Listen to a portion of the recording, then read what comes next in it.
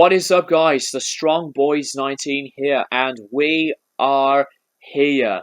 As I said from my Cross Purposes album review, that I will record this review to finish off Black Sabbath's discography with this album that I'm going to be talking about for some minutes.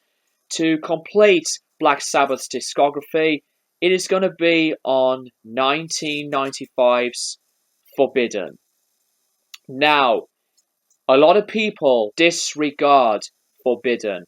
Some Black Sabbath fans hate this album. Before you guys are going to comment negatively, do you really think that Strong Boys is going to bash this album so massively like some of the people do? No, I'm not going to bash this album.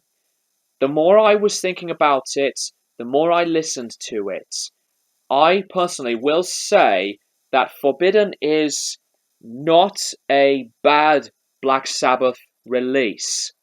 This is the last Sabbath album in the IRS Records label before the band had been dropped from the label and that the label were near bankruptcy in a few years to come. Once again, Neil Murray back in the band. As I said from my Cross Purposes review, that Gazer Butler decided to leave Black Sabbath once again before the plans of Forbidden. I think the 1990s was really the most troubled era for Black Sabbath because there were other genres that had become more dominating and really popular to overshadow the reputation of Black Sabbath. You got genres of grunge to shoegaze and groove metal and Britpop. The reputation of Black Sabbath, people were unfairly, dismissing them. And Forbidden is one of these albums that not a lot of people will regard highly as a good Black Sabbath release. I think it is a big shame because when I had listened to Forbidden for the first time, I really did not care for this record. I thought that some of the material on this album was garbage. I thought that some of the lyrics on this album were really subpar and generic. My reactions and feelings had changed, but really not for the 100% better feelings of this album. This album was produced and mixed by Ernie C., who's the guitar player of Body Count, and he was recommended by Ice-T, the vocalist of Body Count. And speaking of Ice-T, there is one track that he did appear on this album, which I will get to in a few minutes. Forbidden is one of the most controversially divided and arguably known as the worst of the worst in Black Sabbath's material, and at the time when I had listened to it, I really knew why. When I was listening to it over and over again, I think that Forbidden is an album that I do enjoy. And I know that is quite shocking to hear that. This album is really not that bad. It's nowhere near being one of the masterpieces in Black Sabbath's discography, and it's nowhere near being, in my eyes, one of the worst albums of all time. There are albums that I consider worse that I will just, not look back and listen to.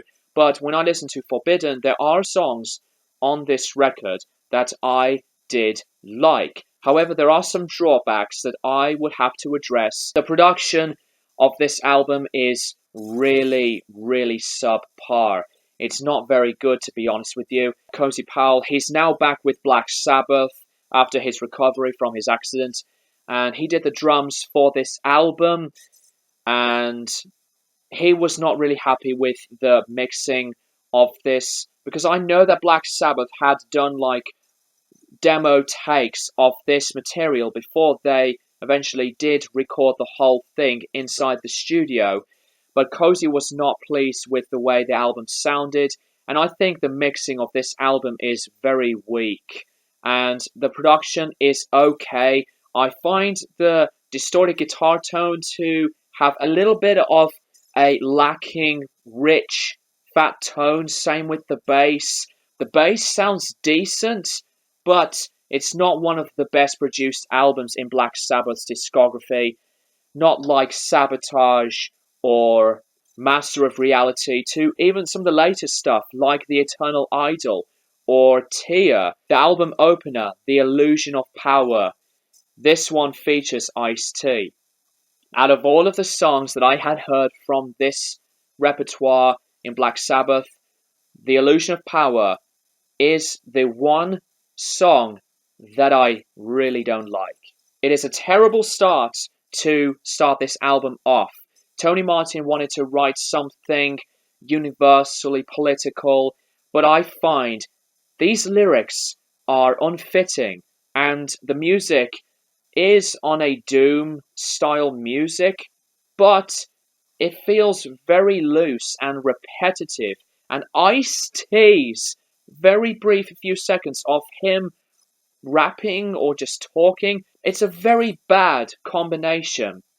The Illusion of Power is the worst Black Sabbath song. Some of the later songs have generic lyricism like Sick and Tired, and a few of the lyrics on Get a Grip, which is the second track after The Illusion of Power.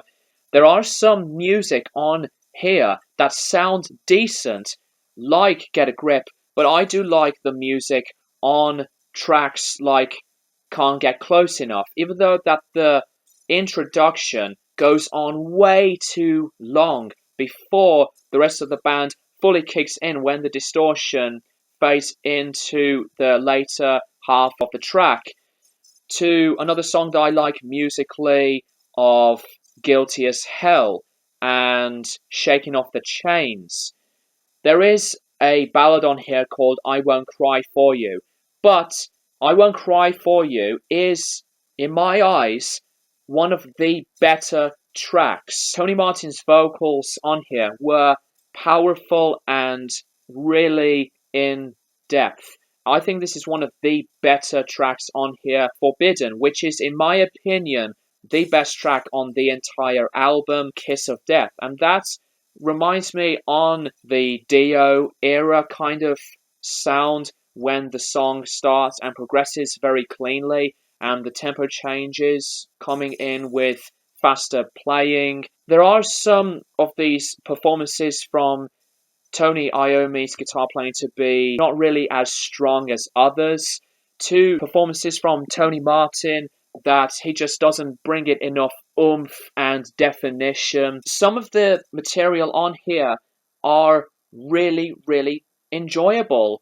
And despite the negatives I had talked about on this record, Forbidden is not a garbage album. When it came out, it was the most slated Black Sabbath album in the entire catalogue of their records. Forbidden, with that being said, is, I would say, an above average listening experience for me.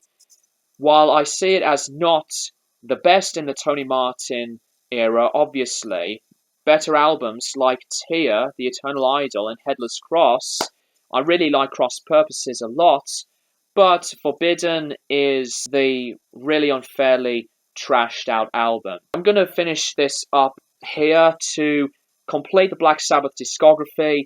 Let me know what you think of Forbidden in the comments below. I'm going to give Forbidden by Black Sabbath a 6 out of 10. Thank you guys for watching, and I'll keep you guys posted for more videos in the near future.